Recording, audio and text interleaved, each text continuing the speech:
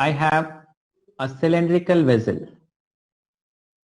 I have a cylindrical vessel of radius r and fluid is filled till a height h.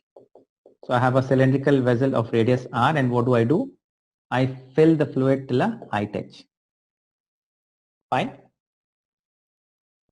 You're getting it? I have a cylindrical vessel and what did I do? I filled the fluid till a height h.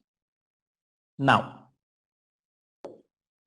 this is transferred into another vessel whose radius is PR. Right? If pressure at the bottom of this is P, what will be pressure here?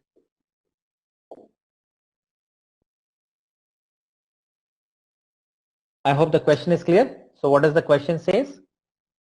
A liquid filled up to a height h in a cylinder of base radius r causes a pressure P on its bottom or applies a pressure P on its bottom. Is that fine? So applies a pressure P where? At its bottom. Now, so if the liquid is transferred into another cylinder of base radius 3r, find the pressure applied on the bottom. So I'll say this is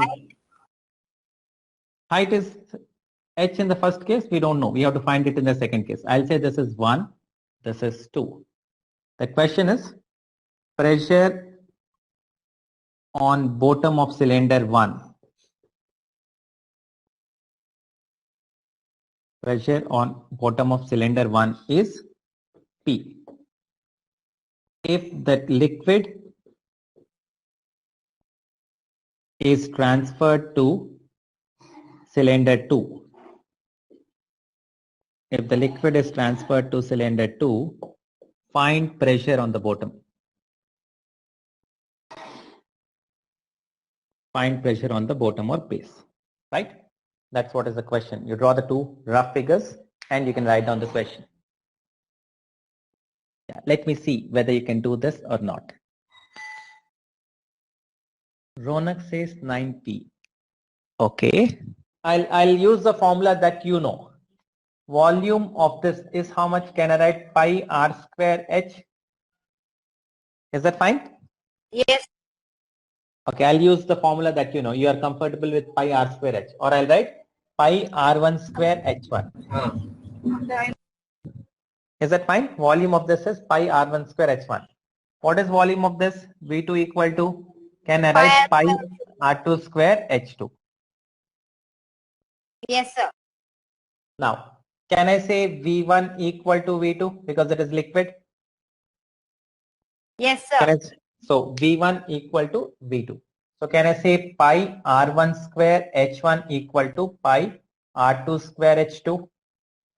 I get rid of pi's both sides. Now what is R2? R2 is 3R. So I can write R1 square H1 equal to 3R1 whole square H2. Can this be written as R1 square H1 equal to 9R1 H2. H2? So I cancel this one. So what is H1 equal to? 9H2. Or what is H2 equal to? H upon 9. H1 upon 9. Find out what is the pressure. What is pressure given by? P1. P1 can I write? Density into height into G. H1 D into H1 into G. What is P2? D into H2 into G. But what is H2 equal to? H1 by 9. So what is P2 equal to? D into H1 by 9 into G. Or what is P2 equal to? D into H1 G is how much? P1 by 9. So answer would be how much? P2 equal to P1 by 9. That would be the answer. So I hope that's clear. P2 would be equal to how much? P1 by 9.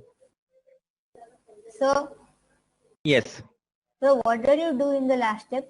P2 is equal to D into H1 upon 9 into G after that. I just, because D into H1 upon H1 into G is what? P1. Yes, sir. So this I written at 1 by 9 into dH1 into G. So Yes, this sir. is P1. Fine. Now the same thing when I give in terms of numbers, I'm sure you can do it very easily. Yes, sir.